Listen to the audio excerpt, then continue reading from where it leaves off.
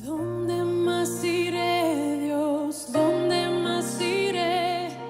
Tienes palabras de vida eterna. ¿Dónde más iré, Dios? ¿Dónde más iré?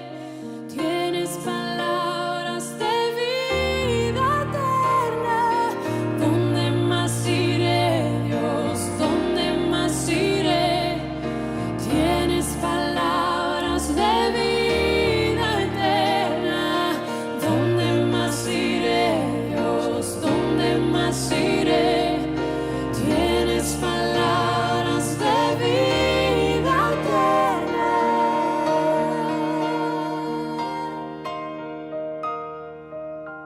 Y a los que también nos visitan por primera vez, sepan de que una de las hermanas le ha acercado un bosquejo para que usted pueda seguir, ir viendo si quiere tomar alguna nota y luego en la semana lo puede ir repasando. ¿Está bien?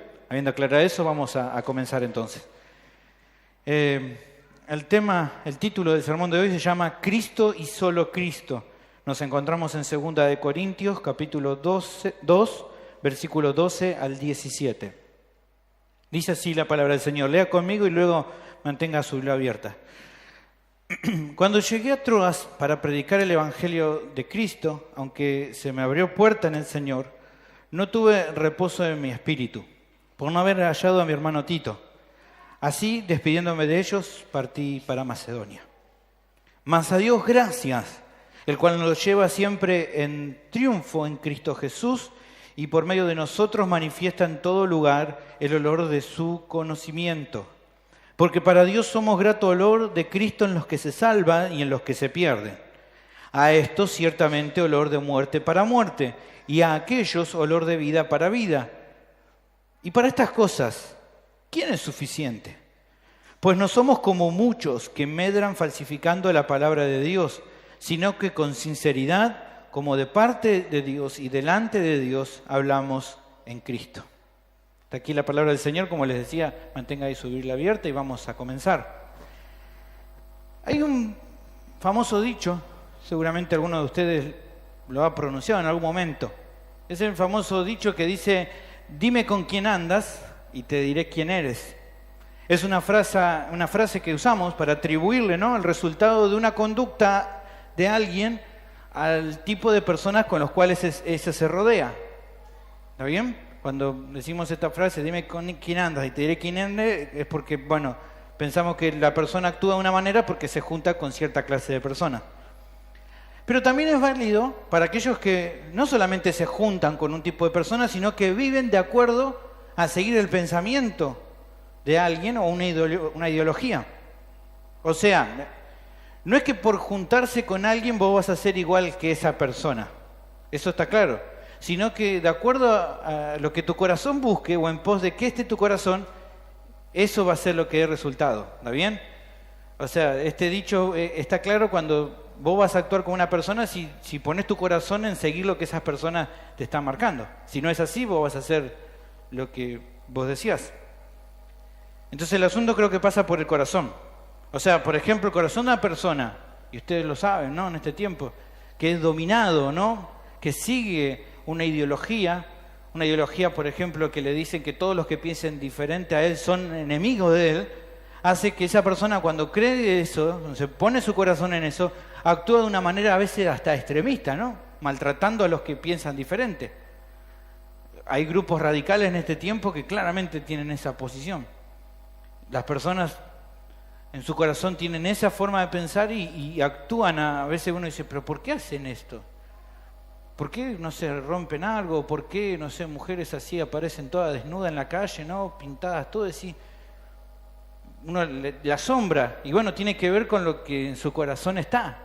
Creen en esa ideología y a eso siguen y actúan. Y ahí sí, claramente es dime con quién anda y te diré quién eres. Tienen una ideología y a partir de eso actúan de esa manera. Aunque a nosotros no lo haríamos ni loco. La hermana que está aquí dice, ni loco haría eso. Y esto, de lo que justamente se trata, de que lo que es lo que está en el corazón, lo que luego nos lleva a hacer lo que hacemos, es lo mismo que el Señor hablaba. Si se acuerdan ustedes, en su enseñanza, él expresaba, por ejemplo, que de la abundancia del corazón habla la boca. Eso decía en Lucas capítulo 6, versículo 45. Luego, en Mateo capítulo 15, versículo 19, él decía que del corazón salen los malos pensamientos, los homicidios, los adulterios, las fornicaciones, los hurtos, los falsos testimonios, las blasfemias. También apuntaba al corazón. Y en otro lugar, él decía también algo así: porque donde está vuestro tesoro, allí también estará vuestro corazón. O sea que según qué o quién conquiste el corazón de alguien, es lo que termina dirigiendo la vida de esa persona. Pasa por dónde está puesto el corazón. Dios, pensando, ¿no?, en lo que la Biblia nos dice también, Dios amonestaba a Israel por medio del profeta Isaías. Ellos celebraban sus fiestas a Dios, ellos creían de que así estaban bien con Dios, pero aunque celebraban sus fiestas y todo estaba bien desde ese lado, el profeta le decía que de parte de Dios, que este pueblo, ahí en Isaías 29:13 decía, este pueblo se acerca a mí con su boca y con sus labios me honra, pero su corazón está lejos de mí. Tenían todo el ritualismo, pero su corazón no está en lo que están haciendo. Lo hacen como una costumbre. Van a la iglesia porque es una costumbre. Hacen las cosas que tienen que hacer porque sencillamente es la costumbre que tienen, pero su corazón está lejos de mí. El Señor tomaba estas palabras del profeta Isaías y Él las llevaba a su tiempo y se lo hablaba a la gente y especialmente a los líderes religiosos de su época, que también actuaban de la misma manera pecaminosa. Ellos, estos líderes religiosos, fariseos, escribas, hablaban sobre Dios, enseñaban sobre Dios, pero no conocían a Dios. Su corazón también estaba lejos. Y el asunto es que los años pasan y todavía vemos el mismo patrón en muchas personas que se llaman a sí mismas cristianas evangélicas. Muchas personas asisten a las reuniones donde supuestamente ellos piensan que está Dios, pero su corazón está lejos de Dios. Y eso provoca que sean personas que no tienen ni convicciones ni compromisos constantes con Dios. Un día están, otro día no están. Hay cosas a veces más importantes que Dios mismo. ¿Por qué? Porque su corazón está lejos de Dios. Y en muchas iglesias evangélicas los líderes se dan cuenta de esto. Ven que la gente no tiene un compromiso con Dios. Ven que las personas no tienen convicciones acerca de Dios. Y en vez de tomar las palabras del profeta Isaías, de ver que el problema está en el corazón, o el mismo Señor que les dijo lo mismo, el problema es que está en su corazón, en vez de tomar eso, empiezan a buscar solucionar ese problema por medio de alguna forma e inventan cosas. Se juntan los líderes y dicen, bueno, mira, la gente no se compromete, ¿qué hacemos? Y bueno, en vez de ir tal vez, bueno, vamos a ver qué dice la Biblia, empiezan a pensar, bueno, hagamos algo como para que la gente se motive. Y empiezan a traerle predicaciones más emotivas, porque piensan que si la gente se emociona, entonces se va a comprometer más.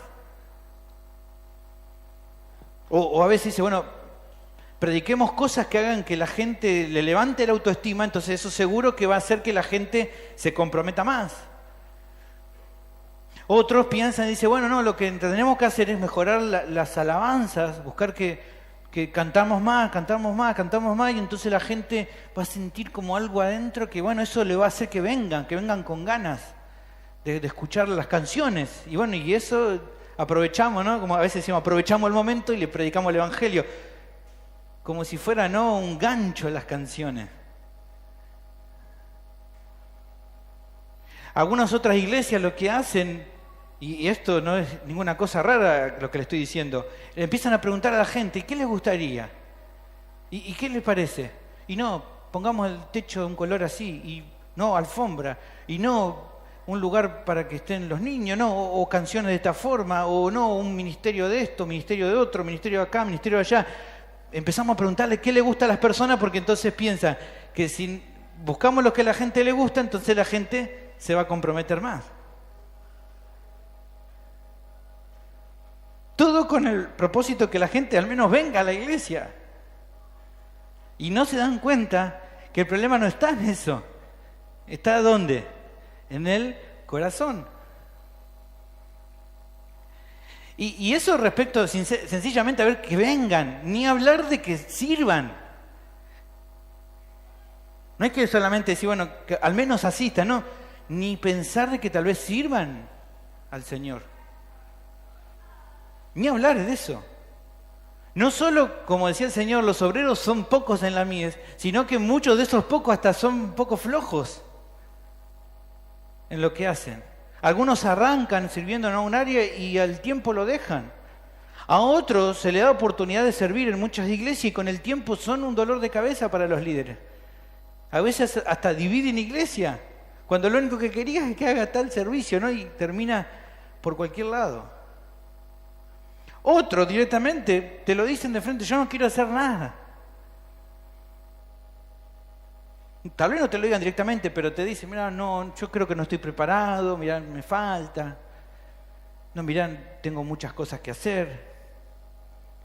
Y lo más llamativo, que en algunas ocasiones, en lugares donde, porque uno dice, bueno, en algunas iglesias sí que son medias raras, bueno, a veces, pero a veces en iglesias donde supuestamente se predica bien el evangelio y donde también supuestamente hay buena doctrina y se predica bien, aún también hay personas en esta situación.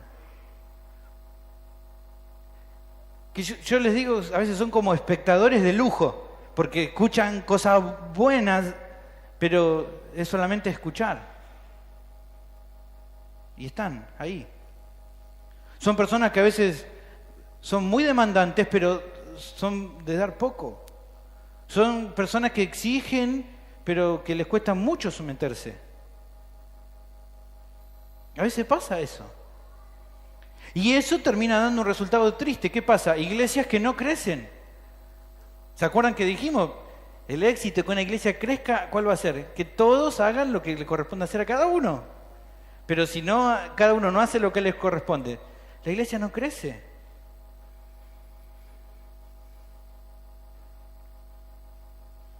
Personas que están en la iglesia a veces no logran afirmarse, crecer, madurar en la fe.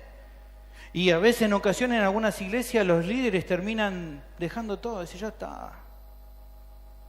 Claro, porque la gente no se compromete y el pastor, como decimos, ¿no?, en la jerga, ¿no?, patea al córner y va a cabecear. Porque tienen que hacer todo, porque la gente no se compromete. Pero hermanos, Dios no quiere eso. Su voluntad es que la iglesia madure, que la iglesia se santifique, que como dice en 1 Corintios 12:25, los miembros se preocupen los unos por los otros. Que no pase que solo un grupo reducido de personas tenga que hacer todo el trabajo en la iglesia. Gracias. Porque el resto no quiere o porque nunca está comprometido para el servicio. El Señor desea que toda la iglesia se comprometa y que toda la iglesia sea luz para el mundo por medio de sus obras. Como el Señor nos mandaba en el Sermón del Monte, así alumbre vuestra luz delante de los hombres, para que vean vuestras buenas obras y glorifiquen a vuestro Padre que está en los cielos.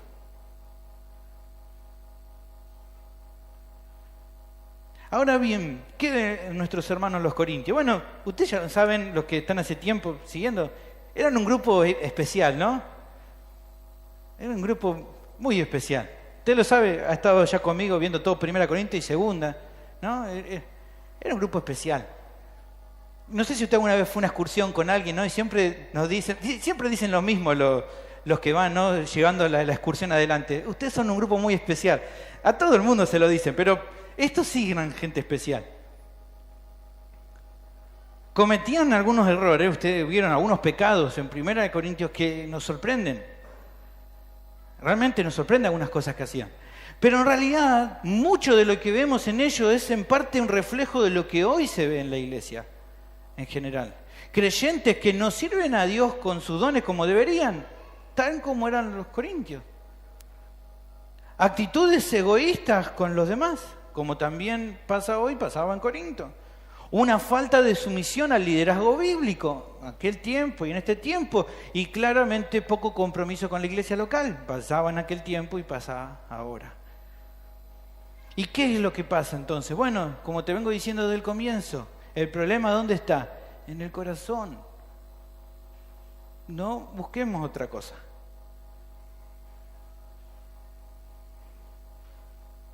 He crecido en una iglesia donde se buscaba no la forma de hacer que la gente se sintiera mejor, bueno, que los jóvenes están aburridos, no, que las predicaciones no les gusta así, no, que las canciones no les gusta así, y se intentaba buscar cambiar un montón de cosas cuando el problema estaba en el corazón. ¿Y cómo se revierte eso?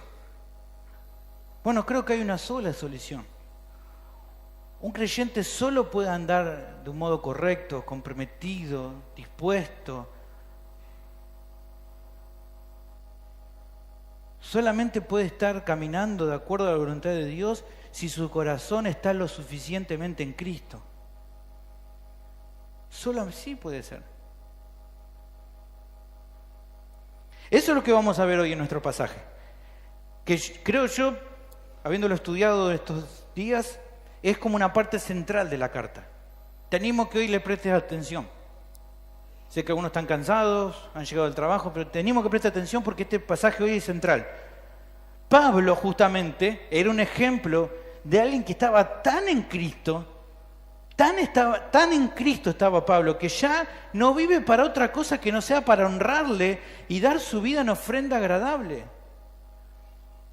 Tan en Cristo estaba este hombre que dice, todo lo que yo podía tener, lo tengo como basura. No me importa.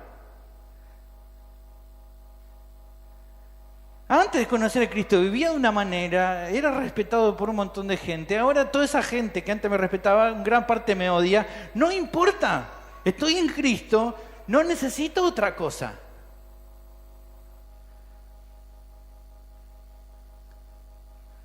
Y te animo a que prestes atención a lo que hoy vamos a ver, porque creo que justamente es uno de los textos más importantes que tenemos respecto a cuál es nuestro deseo, o qué es lo que muchas veces cantamos aquí en este lugar. Una canción que seguramente más cantamos, ¿cuál es? Hazme un siervo para tu gloria. Bueno, el texto de hoy te va a ayudar a que puedas ser un siervo para su gloria. Así que te animo a seguirme hoy. El tema de hoy es justamente que el corazón de un siervo genuino se revela en que vive para Cristo. Eso es lo que muestra a un siervo que es genuino. Y uno dice, bueno, van a hablar sobre los líderes. No, vamos a hablar sobre todo, porque todos los que estamos aquí somos personas que fuimos llamados a servir a Dios. Por lo tanto, vos sos un siervo y una sierva de Dios, en un rol diferente al del pastor, pero que tiene que servir a Dios con sus dones. Entonces vos tenés que ponerte ahí, no pongas a otra persona. ¿Está bien? ¿Y cómo se identifica el corazón de un siervo de Dios genuino que vive para Cristo? Bueno, el texto nos muestra 4 características que representan la vida de un siervo de Dios. ¿Cuál es el primero de esas características? Bueno, el corazón de un siervo de Dios sufre por la obra de Cristo. Aquí el pasaje comienza en el versículo 12 y 13 con una confesión sincera del apóstol. Él dice, cuando llegué a Troas para predicar el evangelio de Cristo, aunque se me abrió puerta en el Señor, no tuve reposo en mi espíritu por no haber hallado a mi hermano Tito. Así, despidiéndome de ellos, partí para Macedonia. Habiendo salido entonces de Éfeso, el apóstol, ¿se acuerdan que estaba en Éfeso? Él parte para Troas, donde parece que pudo fundar una iglesia, ya que Dios abrió una puerta en aquel lugar, se le dieron las condiciones para que él pudiera predicar el evangelio y muchas personas conocieran al Señor. Y el apóstol estaba ahí cumpliendo con su ministerio, él estaba predicando justamente, no es que estaba de paseo, ¿qué estaba haciendo? Predicando el evangelio de Cristo en Troas. Y el Señor añadía a la iglesia a los que habían de ser salvos. Todo venía bastante bien. Al menos así se veía. Claramente Dios estaba haciendo que las cosas se pasaran bien. Pero aún así, aunque la situación parecía buena, vemos que el corazón de Pablo no estaba en paz. ¿Qué dice ahí? No tuve reposo de mi espíritu. Su espíritu no tenía reposo, o sea, no estaba en calma, estaba intranquilo. ¿Por qué? ¿Por qué estaba intranquilo? ¿Qué dice nuestro texto? Bueno, porque él esperaba que llegara Tito. Seguramente había un arreglo previo, ¿no? Le había dicho, bueno, Tito, acordate, tal momento nos encontramos en Troas. Llega a Troas, espera un tiempo y Tito no llegaba. ¿Y por qué la demora de Tito lo tenía tan preocupado? El texto no lo dice ahí, pero había algo que estaba esperando. ¿Qué es lo que estaba esperando? Bueno, Tito tenía que volver de Corinto trayendo novedades de qué había pasado justamente en Corinto. ¿Se acuerdan que había ido una visita triste, había terminado todo mal, Pablo se había ido dolido, les manda una carta triste aparentemente con Tito, y ahora estaba esperando que Tito viniera con las novedades. Y Tito no llega. Y eso lo puso preocupado. Como Tito no llegaba, entonces su corazón no estaba en reposo. Seguro que había un montón de dudas en su corazón. Él estaba pensando, ¿habrán prestado atención a todo lo que les dije? Recuerden que la visita triste que hubo entre la primera y la segunda epístola fue un momento que no hubo una buena relación con los corintios, entonces no pudo, fue como una visita relámpago, entonces no hubo tiempo para ver si realmente habían cambiado las cosas. O sea que él no sabe si están arrepentidos. ¿Se acuerdan todas las cosas que él había exhortado en la primera carta? ¿Se habrán arrepentido de lo que estaban haciendo en la cena del Señor? ¿Habrán disciplinado al que estaba en una relación con su madrastra? ¿Será que están usando los dones correctamente? Estaría pensando todo eso. ¿Qué habrá pasado? ¿Será que habrán hecho esto? ¿Se habrán hecho esto otro? ¿Será que se arrepintieron de lo que hicieron cuando estuve ahí con ellos? ¿Será que en la carta triste que les mandé luego, exhortándole más duramente, se habrán arrepentido? ¿Habrán reflexionado? Bueno, en su cabeza estaba todo eso. No es como ahora que tenemos, un WhatsApp y al toque, ¿no?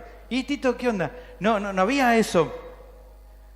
Como ahora, tenía que esperar o una carta o verlo a Tito. Y Tito no llegaba. Sí, Tito. Y todas estas preguntas estaban en el corazón de Pablo hasta que, llegó un momento que se encuentra con Tito. En 2 Corintios 7, 6 y 7 se nos cuenta de que Tito al final llega. Dice ahí, pero Dios que consuela a los humildes nos consoló con la venida de Tito. Y no solo con su venida, sino también con la consolación con que él había sido consolado en cuanto a vosotros, haciéndonos saber vuestro gran afecto, vuestro llanto, vuestra solicitud por mí, de manera que me regocijé aún más. Bueno, el apóstol está contando, cuando ella está escribiendo la segunda epístola, ya sabe lo que pasó, pero él está contando lo que pasó entre el tiempo de que él le mandó la carta y hasta el momento que lo encuentra Tito. Le está contando lo que había en su corazón en ese momento. Antes de saber, en ese momento ya luego él se tranquilizó, se gozó, se regocijó porque vio que los corintios en general se habían arrepentido, pero mientras tanto él estaba preocupado. Y como estaba preocupado, aunque en Troas estaba todo bien y el Señor le había abierto una puerta ahí para fundar una iglesia, ¿qué hace él? Agarra y dice, no viene, ¿qué hago? Me cruzo a Macedonia, cruzo ahí el charco, me voy a la otra región y a ver si lo encuentro ahí. Probablemente él pensó que era por el lugar donde iba a pasar luego Tito. Él pensó que Tito iba a ir desde Acaya hasta Macedonia, imagínense más al norte, y de ahí iba a cruzar hasta la Asia, de Europa iba a cruzar a Asia. Y entonces dijo, seguramente que en Macedonia me lo voy a encontrar. Y entonces él deja Troas, a pesar de que Dios está obrando ahí, y se va. Y creo que ahí tal vez, es como vieron, a veces dice, le atacó la ansiedad, se cruzó, ¿no? Es como a veces a uno le pasa, no sé si a mí me pasa a veces cuando el colectivo no viene, ¿qué hago? Me bajo de la vereda, ¿no? Y empiezo a mirar como, así a ver si viene. Como si eso hiciera que el colectivo tuviera el poder de que el colectivo viniera más rápido. No va a venir más rápido por más que mire. El problema no es el colectivo, el problema es que yo soy muy ansioso y no me aguanto, ¿no? Y ahora con el Metro 1 me puedo bajar, ¿no? Porque es muy para allá, es a prueba de ansioso el Metro 1, te queda otra que esperar. Pero donde no hay Metrobús, podemos seguir bajando a la vereda, ¿no? Y a veces nos tocan bocina porque estamos ahí abajo, no nos damos cuenta que nos bajamos a la vereda. Pablo estaba muy ansioso y él se va. A ver si me lo encuentro allá. Y yo creo que tal vez es necesario hacer un alto. Seguro que alguno está con duda y dice, ¿por qué Pablo se fue de Troas cuando Dios lo estaba usando? Si él mismo nos está diciendo de que Dios había abierto puertas, que venía la cosa bien, ¿por qué se va de Troas? ¿Eso no estaba mal? ¿Esta ansiedad no estaba mal? ¿Y por qué? Ponerle que estuviera mal. ¿Por qué el Espíritu Santo inspira a Pablo a hacer esta confesión? ¿Qué necesidad había de mandarlo al muere a Pablo? Pablo lo cuenta inspirado por el Espíritu Santo. ¿Por qué lo cuenta? Y bueno, creo que hay una respuesta a todas estas dudas. Dios nos abre el corazón de Pablo para que veamos lo que ocurre en un siervo genuino. ¿Qué es? Que sufre en la obra de Cristo. Pablo estaba sufriendo, hermano. Y es muy interesante este concepto, porque, seamos honestos, todas las personas sufren de una u otra manera. Las personas sufren a veces cuando les pasa algo malo, cuando tienen una enfermedad, cuando se les muere un ser querido, cuando no consiguen trabajo. Uno sufre. A veces también sufrimos cuando hacemos algo malo y Dios nos disciplina. Sufrimos. Pero hay un tipo de sufrimiento especial que es justamente el que está aquí y que se resalta. El sufrir por la obra de Cristo. Y es interesante porque este tipo de dolor no lo experimentan todos los creyentes. Muchas personas cuando viene un problema en el servicio que están haciendo para Dios abandonan, no quieren hacerlo. Y otros tienen problemas a veces en su servicio, pero no sufren. ¿Por qué? Porque no les importa. Hay personas que dicen, bueno, me toca discipular a tal y no vino domingo. Bueno, él se lo perdió, ¿no? Él es lo mismo. Usted se ríe, pero hay personas que son así, no se le mueve un pelo.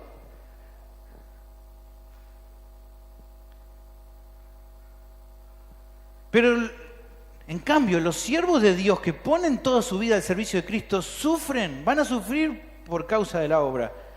En 2 Corintios, más adelante, Pablo dice de un montón de sufrimiento que está pasando, pero hay algo que lo tenía que más lo hacía sufrir, dice, y además de otras cosas, lo que sobre mí se agolpa cada día, la preocupación por todas las iglesias. Eso era lo que más le preocupaba a él.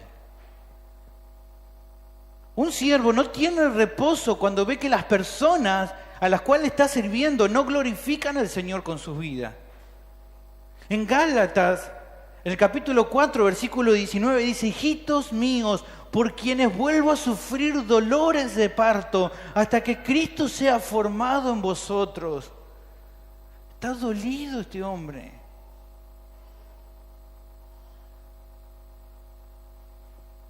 En ese sentido, en este tipo de sufrimiento por la obra, el siervo de Dios que es de esta manera, comparte las aflicciones de Cristo en su propia vida, en un sentido. Que es lo que Pablo nos dice en Colosenses 1:24. Ahora me gozo en lo que padezco por vosotros y cumplo en mi carne lo que falta de las aflicciones de Cristo por su cuerpo, que es la iglesia.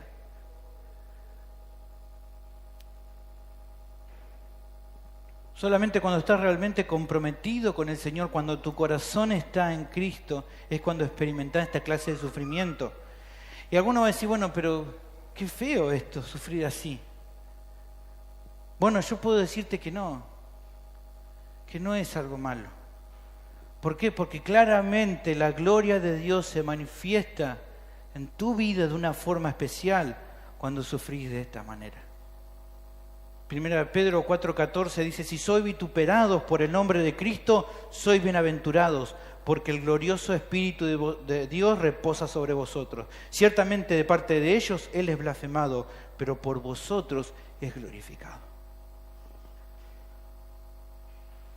Esta clase de siervos que ponen su corazón en lo que hacen son los que Dios considera de mayor valor y a quienes más usa, hermano. La historia nos muestra justamente que aquellos que más fueron usados por Dios fueron las personas que generalmente más sufrieron en la obra de Cristo. La otra vez nos compartían, ¿se acuerdan en WhatsApp? 11 de 12, casi completa salió la lista. De los 12 apóstoles, 11 fueron mártires que sufrieron. Y así otros más que están en esa lista que no pasaron también. Y así ¿cuántos más? ¿Cuántos más? Muchísimos más. En la Escritura encontramos esta realidad. Miren, por citar un ejemplo, Hebreos 11:36, hablando de aquellos que mostraron su fe, dice, otros experimentaron vituperios y azotes, y además de esto, prisiones y cárceles. ¿Alguna vez te azotaron a vos por predicar a Cristo? A mí no sé alguno acá si le han azotado 40 menos 1. No. Pero esto es gente sí. ¿Te han metido en prisión? ¿Has pasado una noche en la cárcel por predicar a Cristo? Esta gente sí. Y luego podemos ver en la historia, hermano. Toda la historia nos muestra esto. Hay pero montones de casos. Si querés después te nombro algunos. Por lo que entonces, si sos un creyente que se ha comprometido a servir a Dios de todo corazón, tenés que saber que vas a sufrir, que vas a llorar, que no vas a tener reposo en tu espíritu en muchas ocasiones. Eso va a pasar. Que vas a sentir muchas veces el dolor por el desprecio de personas a las cuales amás de todo corazón. Pero que en todo eso Cristo será glorificado por medio de tu vida. Eso también va a pasar. Porque vas a poder decir como el apóstol, ya no vivo yo, sino vive Cristo en mí. Mi pregunta, ¿es así en tu vida? ¿Estás sufriendo por la obra de Cristo?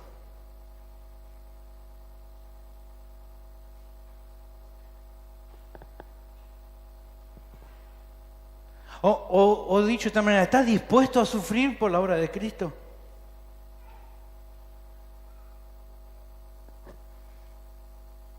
La siguiente característica la tenemos en el versículo 14.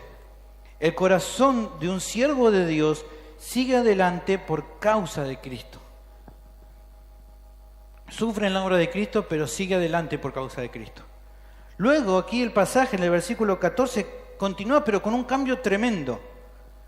Como que el ánimo del apóstol cambiara, ¿no? Él viene contando, bueno, me pasó esto, me pasó que bueno, no tenía reposo en espíritu cuando estaba en Troas, a pesar que se abrió una puerta, y bueno, me fui a Macedonia, mas a Dios gracias, como que cambia de ánimo, mas a Dios gracias, el cual nos lleva siempre en triunfo en Cristo Jesús, y por medio de nosotros manifiesta en todo lugar el olor de su conocimiento.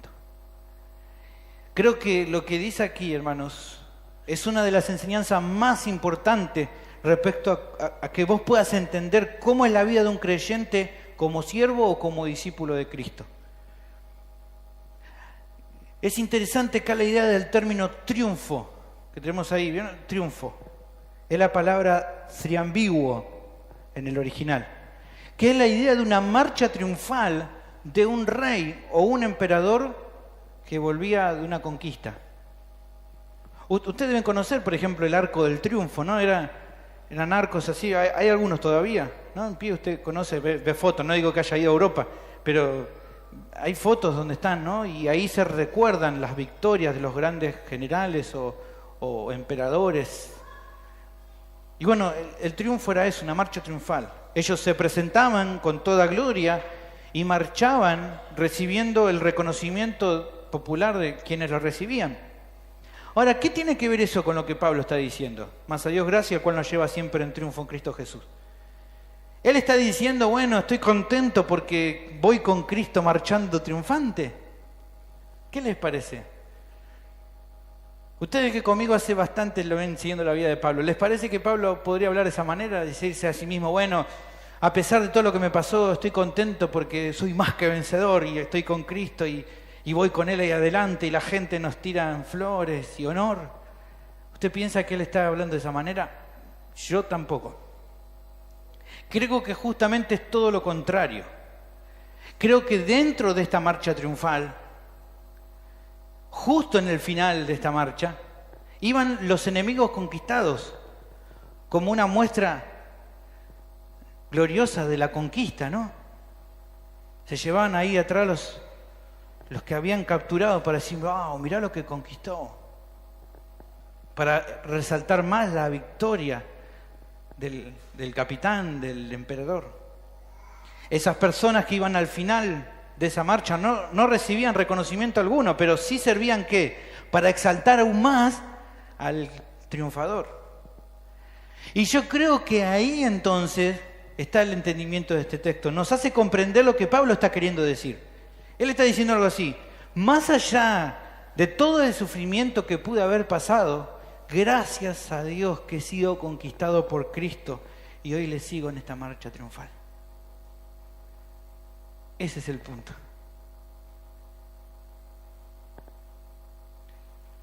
Y eso está expresando la gran diferencia entre los que sirven a Dios de corazón con aquellos que lo hacen a medias, sin poner su corazón en eso. Los que siguen a Cristo de todo corazón no van a renunciar a su servicio para Él. ¿Por qué no lo hacen? Porque como vemos aquí en esta ilustración, han sido conquistados por Jesucristo.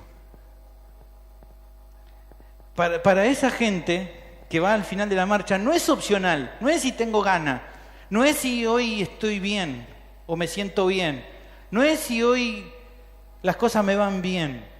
No es opcional seguir a Cristo. Los siguen a Cristo porque fueron conquistados por Cristo. Entonces no tienen otra opción que seguir a Cristo. Y lo van a seguir. Porque su vida ahora ya no les pertenece. Y ahora solo marchan atrás de Cristo, viendo como su Señor que los conquistó recibe toda la gloria por la obra que hizo. Ese es el punto. Y esta es la segunda característica de un siervo verdadero. ¿Acaso algún esclavo podía decidir sobre su vida misma cuando era conquistado por alguien poderoso? ¿Acaso alguno que venía en esta marcha ahí al fondo como esclavo decía, bueno, no, yo no quiero marchar, yo me voy para mi casa? No. Claro que no. Porque ahora le pertenecen a ese Señor que los conquistó. De la misma manera, para los siervos verdaderos, fuera de Cristo no hay nada. No hay nada. Es Cristo y solo Cristo. No hay otra cosa afuera. Eso cambia todo por completo. ¿Se acuerdan? Pablo decía, circuncidado al 8º día, de la tribu de Benjamín, fariseo entre fariseos, todo el currículum. ¿Sabe qué hace con ese currículum? Le hace un bollo. Es basura para mí. Eso ya no es mío. Ese ya no soy yo. Porque ahora estoy con Cristo crucificado y ya no vivo yo. Tal vez alguien que lo conocía de aquella época, Pablo, lo podía escuchar ahora y decir, ¿qué te pasa, Pablo? ¿Qué te pasó, amigo? Si vos antes estabas con los muchachos ahí en el Sanedrín, si antes la gente te respetaba, si antes te decían rabí, rabí, te daban los mejores lugares. Y ahora estás sufriendo por esa gente que no te ama. Si ahora estás cruzando, haciendo tantas cosas, dando tu vida, dejando que te azoten, te meten preso, ¿qué te pasa? ¿Cómo podés seguir adelante así por causa de Cristo?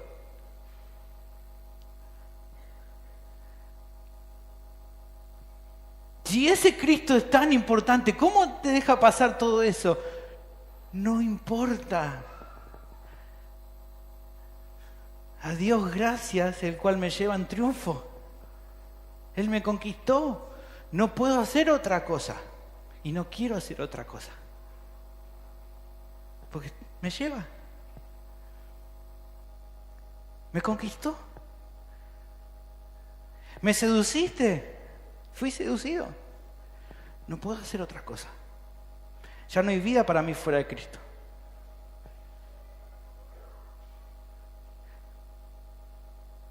Conozco un creyente en esta iglesia que una vez una familia le dijo, oh, tanta obsesión tenés por Cristo. Pará un poco, estás obsesionado con eso.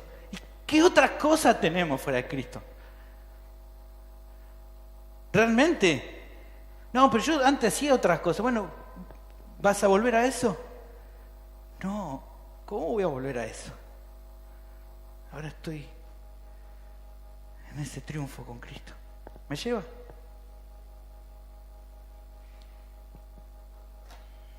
Esto muestra un Cambio total. Ahora, la pregunta es, ¿todos aquellos que sirven se desaniman? ¿Sufren? Claro que sí, todos. ¿En algún momento quieren tirar la toalla? Sí. Pregúntale a la gente que rindo cuenta, ¿sabes cuántas veces le dije, quiero tirar la toalla? Por supuesto que sí. El apóstol estaba desanimado, hermano, y sufrían por la obra de Cristo, pero a pesar de eso, él jamás iba a bajar los brazos. Jamás. Porque como dice una canción muy linda, he anclado mi vida al pie de esta cruz antigua y no quiero cambiar. Soy un corazón cautivo porque llevo teñida la vista y tatuada la mente de rojo carmesí por la sangre de un carpintero inocente. Mi pregunta es así hoy en tu vida?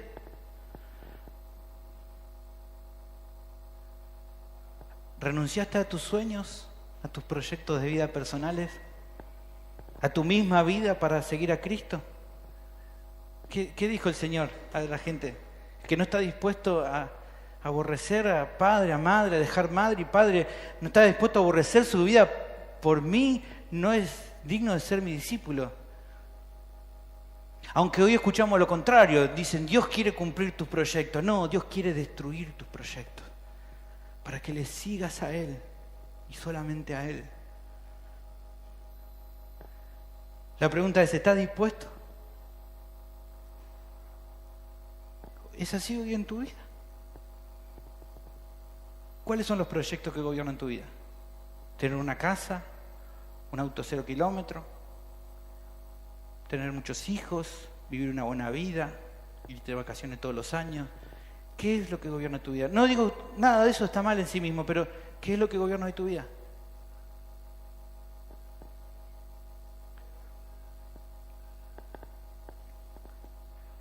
Pero también esto va dirigido para aquellos que siguen viviendo para sí mismos y no han rendido su vida al Señor. Si esa es tu situación, quiero que sepa que te espera la condenación eterna.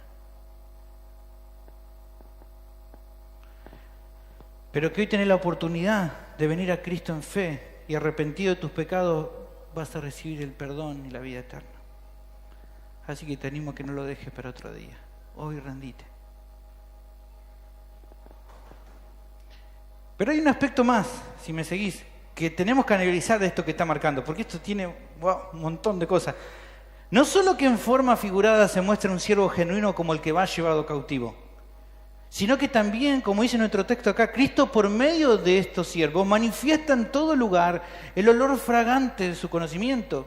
¿Qué está queriendo decir con esto? Bueno, era común en estos desfiles triunfales, de triunfo, de triambiguo, que haya acompañando a algunos sacerdotes que en el camino del triunfador iban con un incienso especial. ¿Vieron el incienso que largan aromas?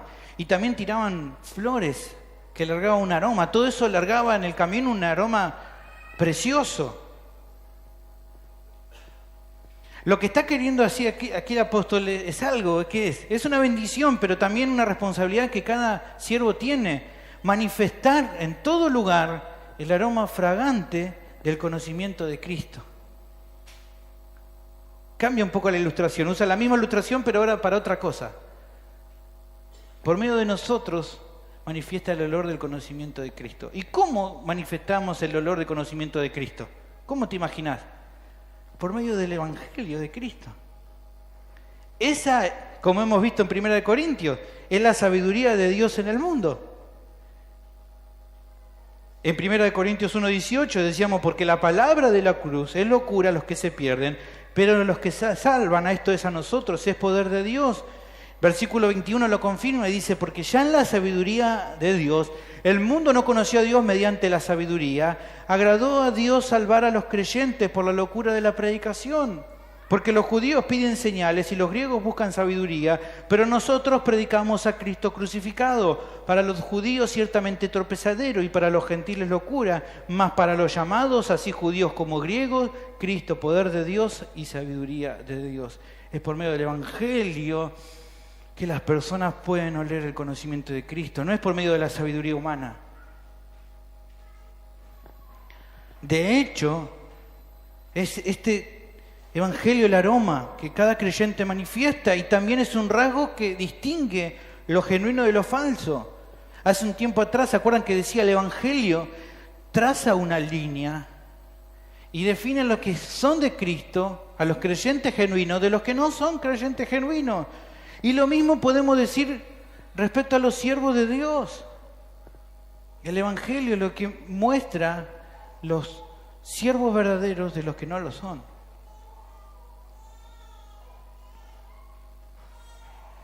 Todo lo que vemos en esta sección es sin lugar a duda la mayor verdad que podemos encontrar respecto a cómo identificarte. ¿Cómo te identificas como alguien que sirva a Dios? ¿Cómo la Biblia habla? ¿Qué dice de mí? ¿Qué dice de vos? ¿Que somos valientes guerreros, grandes soldados, valientes y valerosos, princesa y princeso de Cristo? ¿Qué es lo que dice la Biblia? ¿Qué somos? ¿Qué dice? Somos esclavos de Cristo para siempre. Somos sus esclavos. La palabra esclavo en el griego es doulos.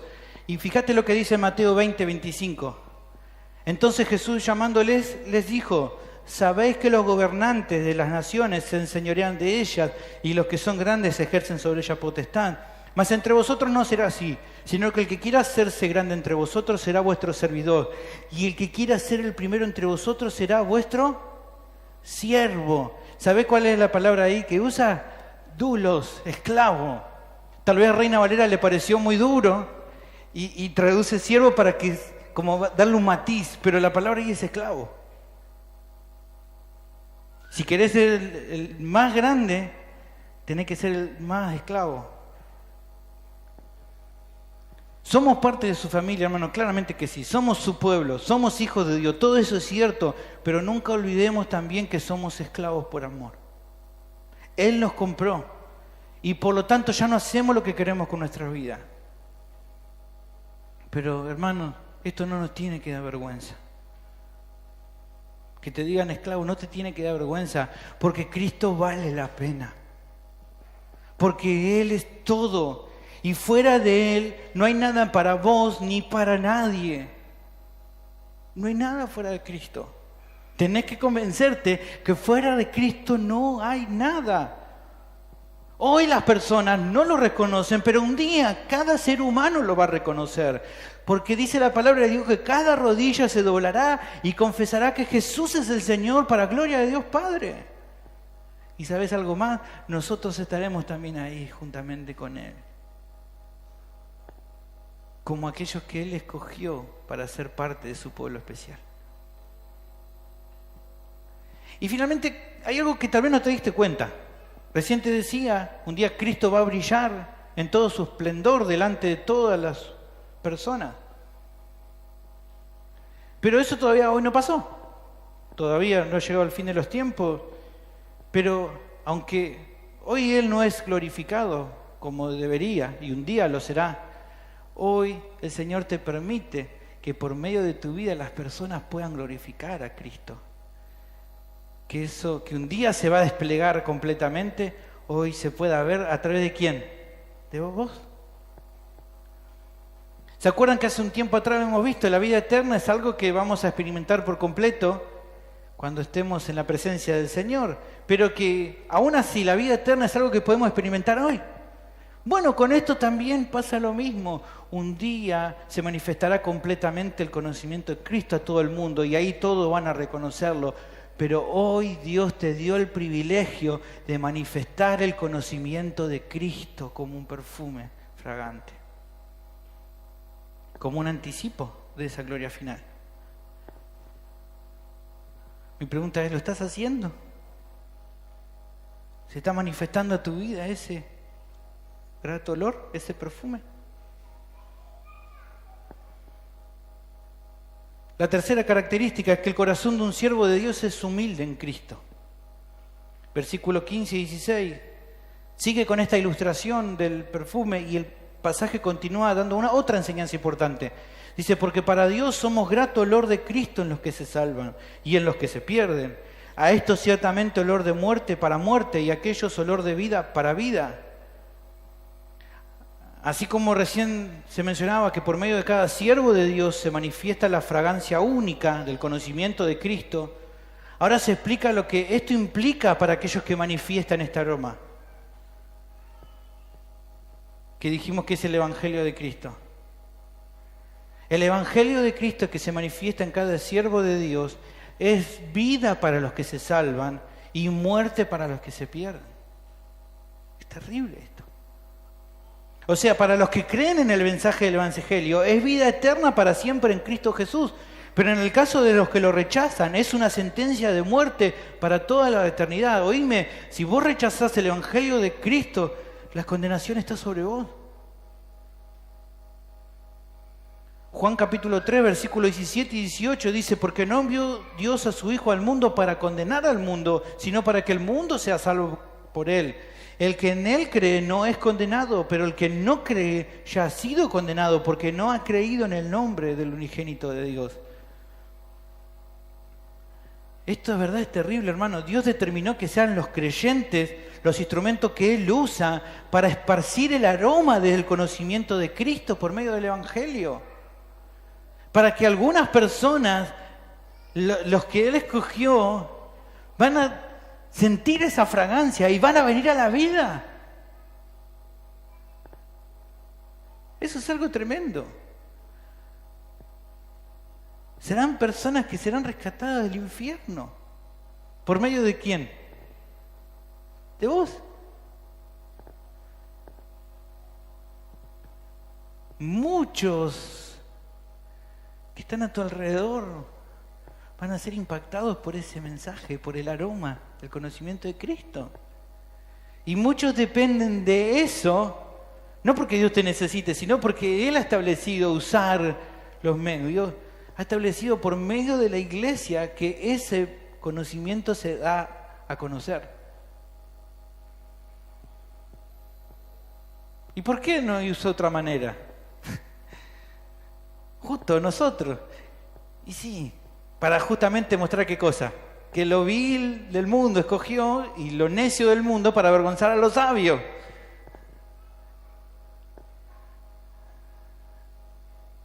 ¿Te das cuenta de la responsabilidad que Dios te dio?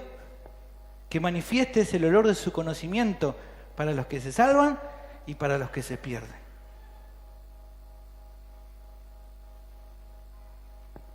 Ahora, ante tal compromiso, volvemos a nuestro texto, ante tal compromiso, semejante responsabilidad, el pasaje continúa con una pregunta, ¿no?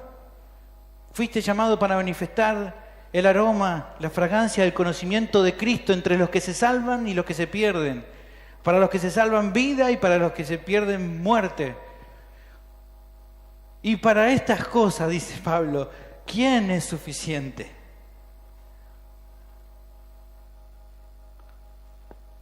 ¿Qué te parece a vos? ¿Cuál sería la respuesta que le podemos dar a Pablo? ¿Hay alguien que diga, yo soy suficiente, yo estoy competente? Nadie es competente por sí mismo para esta tarea. Evidentemente nadie es suficiente. No estamos hablando de pintar un auto, lavar un auto, hacer cosas que hacemos, cocinar, ¿no? Estamos hablando de manifestar el olor del conocimiento de Cristo para los que se salvan y los que se pierden. ¿Quién es suficiente para esto? Nadie. Bueno, Pablo no sabía que la respuesta era nadie. Claro que sí. Pero entonces, ¿por qué lo pregunta?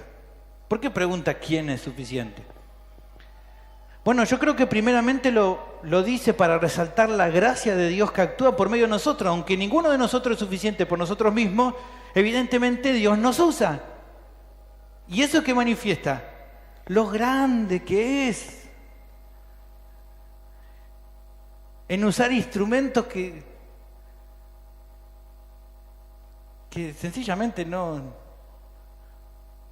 sé si nosotros nos sentiríamos, pero ahí está, nos está usando. ¿Y eso qué resalta? Lo grande que es Dios. De eso vamos a hablar un poco más en el siguiente sermón de esta serie. No se pierdan el próximo sermón por esta misma iglesia, en este mismo canal. No. 2 Corintios 3:5 habla al respecto y dice un poco de esto. No que seamos competentes por nosotros mismos para pensar algo como de nosotros mismos, sino que nuestra competencia proviene de Dios, claramente que sí. Nuestras palabras, por más fieles que sean, no convencen a nadie.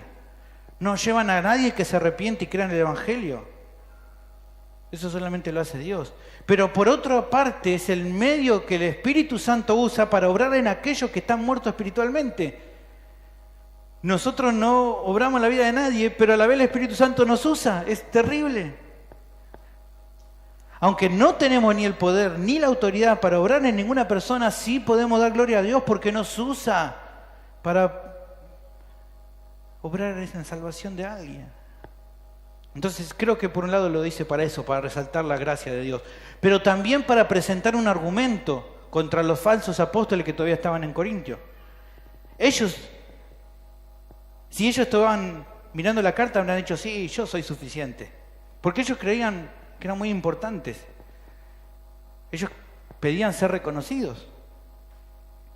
Ellos pensaban que eran muy inteligentes, que su porte, su distinción era digna de ser elogiada por los demás. Pero eso no servía para nada. Pablo está diciendo eso no sirve para nada. Esos hombres no servían para nada. Porque solo condenación les esperaba a ellos si no se arrepentían. Porque se estaban oponiendo al Evangelio de Cristo. ¿Y por qué más creo que está preguntando quién es suficiente? Bueno, lo más importante de todo, y creo que aquí está la tercera característica de un siervo genuino, es que esto de decir quién es suficiente muestra la humildad de quien sabe que por sí mismo no puede hacer nada. Pablo no era, como decimos nosotros, un caído del catre, no era alguien así, no, era alguien estudioso, preparado, había estudiado bien, tenía una buena capacidad de oratoria, pero ante la tarea que tenía delante de él, se sentía incompetente por sí mismo. Y eso mostraba humildad. Y pensando en este último, veo cómo tiene tú una clara relación. Dijimos que un siervo de Dios genuino sufre en la obra de Cristo, pero por causa de Cristo no baja los brazos. Eso dijimos. Ahora, ambas cosas dan como resultado que en Cristo justamente el siervo verdadero está lleno de humildad. ¿Por qué? Porque los sufrimientos provocan eso, provocan humildad. Pero hay otra forma más, como te volvés más humilde. Los sufrimientos te hacen humilde. Pero como yo le digo, la supremacía de la humildad de Cristo te hace más humilde.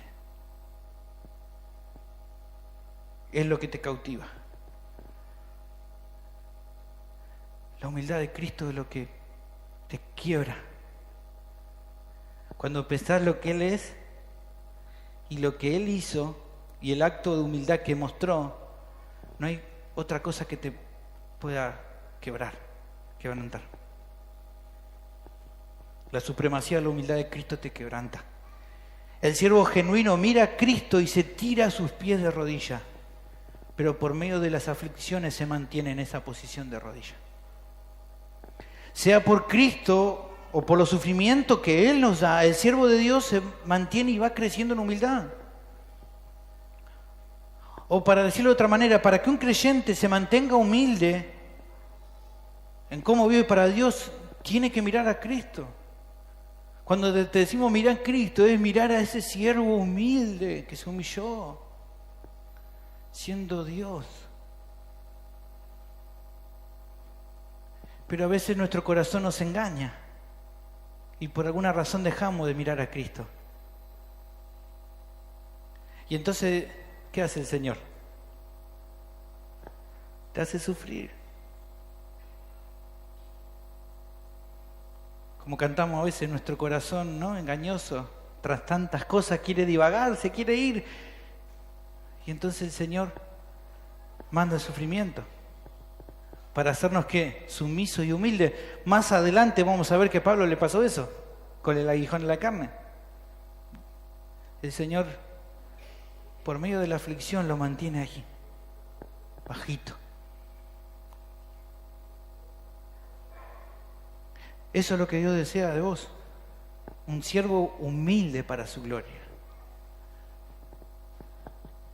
Hay un texto que lo expresa como ninguno, Filipenses 2:3, Nada hagan por contienda o por vanagloria, antes bien con humildad, estimando cada uno a los demás como superiores al mismo, no mirando cada uno por lo suyo propio, sino cada cual también por lo de los otros, con humildad, con humildad, con humildad. ¿Y qué dice ahora? Miren a Cristo, haya pues en vosotros este sentir que hubo también en Cristo Jesús, el cual siendo en forma de Dios, no estimó el ser igual a Dios como cosa que aferrarse, sino que se despojó a sí mismo, tomando forma de siervo, hecho semejante a los hombres, y estando en la condición de hombre, se humilló a sí mismo, haciéndose obediente hasta la muerte y muerte de cruz. Mi pregunta es, ¿cómo es en tu vida? ¿Ves este tipo de humildad?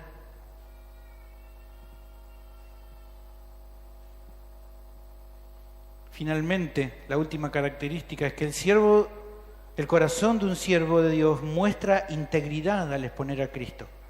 Es humilde el corazón de un siervo de Dios, sufre por la obra de Cristo, sigue adelante a causa de Cristo. Es humilde como Cristo y tiene integridad al exponer a Cristo.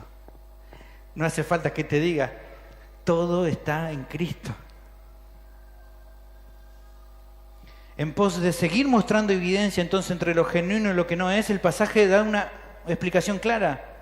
Como si fuera, ahora ya no hace falta, pero antes eran el detector de billetes falsos, ¿no? Ponías ahí la lucecita y te dabas cuenta cuál era falso y cuál no. Bueno, aquí es como un detector de billetes. Dice, pues no somos como muchos que medran falsificando la palabra de Dios, sino que con sinceridad, como de parte de Dios y delante de Dios, hablamos en Cristo. Es muy interesante lo que dice.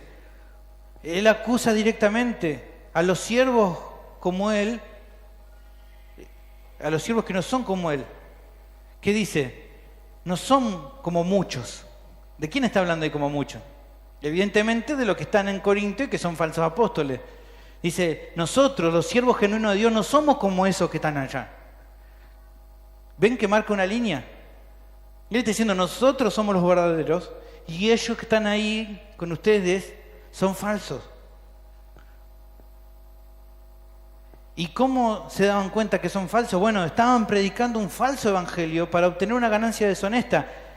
Fíjense ahí el texto, dice, medran falsificando. ¿Qué es esta palabra? Es una palabra rara. No aparece en otro lugar. Es la palabra capeliguo. No se utiliza en otro lugar en el Nuevo Testamento. Es la de alguien que vende una baratija, algo que no vale nada, de una manera tramposa, aprovechándose de la gente. Esa es la idea. O sea, los falsos apóstoles eran unos tramposos verdaderos. En eso sí eran verdaderos tramposos eran. No ofrecían nada valioso, pero lo presentaban como si lo fuera.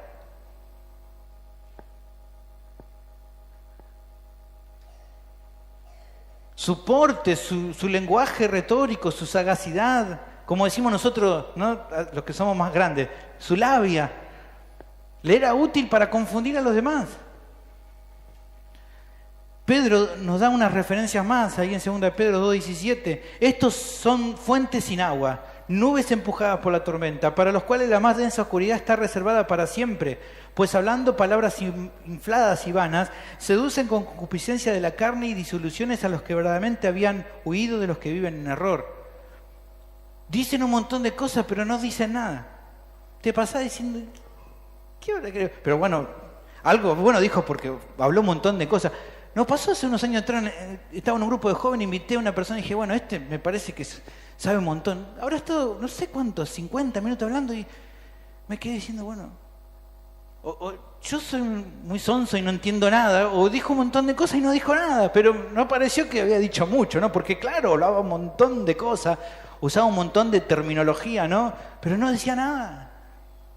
Bueno, así eran estos hombres. Vendían como algo valioso, algo que no servía para nada.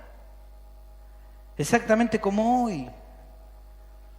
Hoy hay muchos falsos apóstoles. O mejor dicho, hoy son todos falsos apóstoles. Como son falsos, dicen un montón de cosas que no son verdaderas. Pero tienen que venderlo bien, porque si no, ¿quién le va a comprar el cuento? Y la gente cae. Dios quiere que se arrepientan estos hombres y mujeres también, porque hay de la otra también una apóstola. Que se arrepientan, porque la condenación que van a tener es terrible, hermano. Pero en cambio, vemos la actitud del apóstol. Encontramos aquí el último rasgo que aquí se nos da en el pasaje de un siervo de Dios genuino. ¿Cuál es el último rasgo, la última característica? Bueno, es sincero el siervo de Dios al presentar el Evangelio de Cristo. Hay una total transparencia entre sus palabras y su vida. En su corazón no hay un deseo de querer engañar a las personas. ¿Cómo logra vivir de esa manera? Bueno, aquí el texto nos dice la clave. Porque en su interior, en su corazón, sabe que habla de parte de Dios y delante de Dios. ¿Qué quiere decir eso? Bueno, primero muestra honestidad en comunicar. Todo lo que dice es acorde con lo que Dios quiere. Porque es un mensajero fiel que habla de parte de Dios. De esa manera es que puede hablar en Cristo. Sus palabras, sus acciones transmiten seguridad, porque no hay nada irreprensible en su vida. ¿Es perfecto? No, claro que no. Pero se puede ver con claridad en el transcurso de toda su vida el esfuerzo de que todo sea de acuerdo a la voluntad de Dios. Y el tiempo lo demuestra. El tiempo demuestra que él no intenta hacer las cosas para sacar provecho a las personas. Es sincero. Pero también hay algo más que trata en el corazón de un siervo de Dios verdadero. ¿Qué? Que está hablando de parte de Dios, pero también que está hablando delante de Dios. ¿Por qué? ¿Por qué siervos que conocen uno preciosos gastan tantas horas estudiando la palabra de Dios? ¿Por qué te gastas tantas horas ahí encerrado, estudiando y estudiando? ¿Qué necesidad? ¿Por qué no hace como otro, que abren así y ahí dice, bueno, acá está y esto, ¿no? ¿Por qué no? ¿Por qué no agarró un par de comentarios bíblicos y agarró un poquito de acá, de allá y ya está y armó un sermón? ¿Por qué? ¿Por qué te gastás tanto tiempo estudiando? Bueno, ¿sabe por qué? Porque no solamente está hablando delante de incrédulos o de creyentes, sino que está hablando delante del Dios Todopoderoso.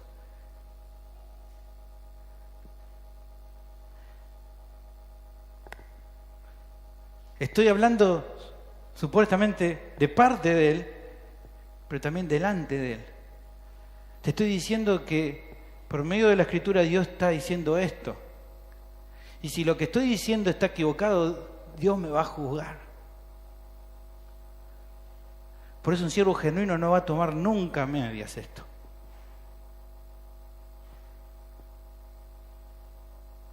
¿Cómo puede ser descuidado con lo que se dice? Imposible. ¿Cómo puede presumir que lo que dice es con seguridad la voz de Dios si no se tomó tiempo para estudiar cada pasaje que expone? Estamos hablando delante de Dios. ¿Cómo va a ser descuidado con las cosas que hace?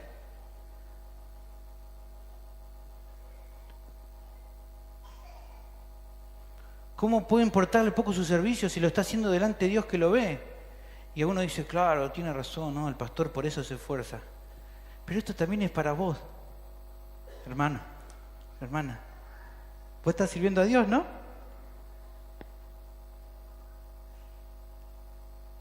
Lo que estás haciendo, lo estás haciendo de parte de Dios. Dios te mandó a hacerlo, ¿no? ¿Sí? Pero también lo estás haciendo delante de Dios. Dios está viendo el corazón con el que estás poniendo lo que estás haciendo. Dios lo ve. Siempre. Yo a veces te veo. A veces serví con ganas, a veces no con tanta ganas. Algunos veo que siempre con ganas, o al menos yo lo veo. Pero Dios es el que conoce tu corazón y sabe por qué lo hace. ¿Con qué intención lo hace? ¿Con qué ganas lo hace? Si realmente, como algunos dicen, bueno, es que no tengo tiempo. A mí me lo podés decir y yo decir, bueno, sí, tal vez no tenés tiempo, pero Dios te ve.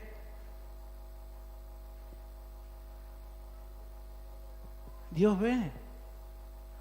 si realmente es que no tenés tiempo, si realmente es que no podés, o es que realmente tu corazón no desea hacerlo porque está buscando otras cosas. Delante de Dios estás. A Él no lo vas a poder engañar. Hoy estamos en un tiempo donde muchos creyentes se olvidan de eso. Hablan cualquier cosa, predican a veces el evangelio así nomás, aconsejan a veces así nomás.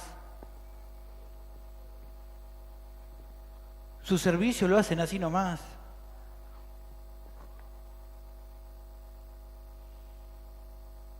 El sábado me toca limpiar con el grupo de hermanos. Bueno, pero estoy cansado, no, está lloviendo. Diego, no, ¿sabes que justo surgió algo? Diego, el encargado de limpieza. Diego, no voy a poder ir. El Señor sabe. Sí, el Señor sabe que le está mintiendo a Diego. Porque estás delante de Dios. A Él no lo podés engañar. Y un día, hermanos, vamos a ser juzgados por lo que hicimos. Más adelante lo vamos a ver. 2 Corintios 5:10, porque es necesario que todos nosotros comparezcamos ante el tribunal de Cristo, para que cada uno reciba según lo que haya hecho mientras estaba en el cuerpo. Hoy, ¿estás en tu cuerpo? Sí, estás en tu cuerpo. Sea bueno, qué bueno con eso, o sea malo también. Si esa es tu situación, es fundamental que cambies, que te arrepientas y empieces a actuar con sinceridad en tu servicio. ¿Qué vas a hacer al respecto? Que esto que vivimos pueda animarte a seguir al Señor de todo tu corazón y que finalmente Cristo sea todo para vos. Que puedas darte cuenta que en Cristo y solo en Cristo está todo lo que necesitas para vivir tu vida. Señor, te doy muchas gracias.